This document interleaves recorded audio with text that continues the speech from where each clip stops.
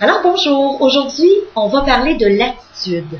Les gens me demandent souvent, Stéphanie, tu parles en conférence de l'importance d'avoir une bonne attitude, mais c'est pas facile.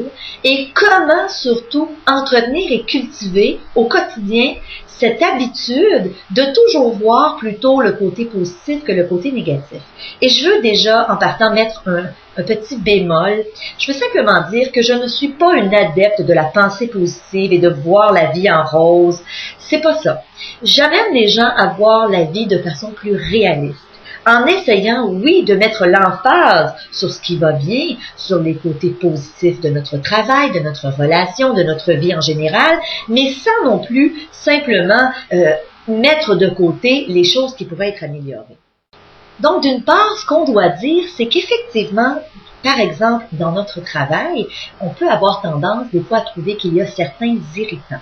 Et je pense que tout le monde est confronté à ça un jour ou l'autre. Au même titre que dans notre relation amoureuse, par exemple, on peut trouver certains défauts ou certains comportements qui nous dérangent chez l'autre.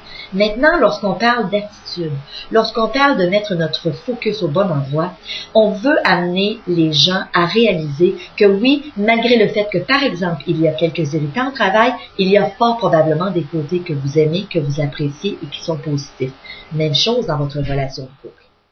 Il y a un exercice que je fais souvent faire à mes participants et c'est le suivant. Je leur demande de prendre une feuille et de, par exemple, prendre une des sphères de leur vie, le travail, la vie de couple ou là encore la vie personnelle, les relations avec des amis et de faire la liste des choses qu'ils apprécient et de faire aussi, de l'autre côté, la liste des irritants. Donc, par exemple, au travail, qu'est-ce que j'apprécie? Quels sont les avantages à mon emploi ou à mon travail?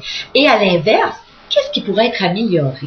Ça nous permet d'avoir un regard plus objectif et par la suite, ça nous permet aussi de travailler sur les irritants ou de se poser la question, qu'est-ce que je peux faire pour changer les points qui me dérangent ou que j'aimerais voir améliorer? Mais aussi, ça me permet de garder le focus sur ce qui va bien, sur les choses que j'aime dans mon travail ou encore dans ma relation de couple, par exemple. Vous savez, en matière d'attitude, il y a une statistique que j'ai trouvée assez intéressante. J'ai entendu ça il y a quelques années et je suis allée contre-vérifier et dans plusieurs livres, on parle de cette statistique. Il semblerait qu'on est la somme des 5 personnes qu'on côtoie le plus souvent. Alors pensez-y. Lorsqu'on parle d'attitude, les 5 personnes que vous côtoyez le plus souvent au quotidien, quel genre d'attitude est-ce que ces gens-là ont? Est-ce que ce sont des gens qui ont l'habitude d'avoir une bonne attitude ou d'avoir plutôt tendance à être négatifs? Et sachez qu'en fonction des gens que vous côtoyez, veux pas, vous êtes teinté par leur attitude à eux aussi. Et l'inverse est aussi vrai.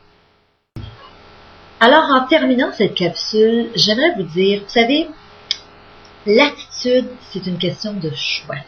Il y a des gens qui, un jour dans leur vie, décident volontairement de modifier leur attitude par rapport à une situation. C'est entre vos mains. Parfois, on a besoin de plus d'outils. Parfois, des lectures peuvent nous aider.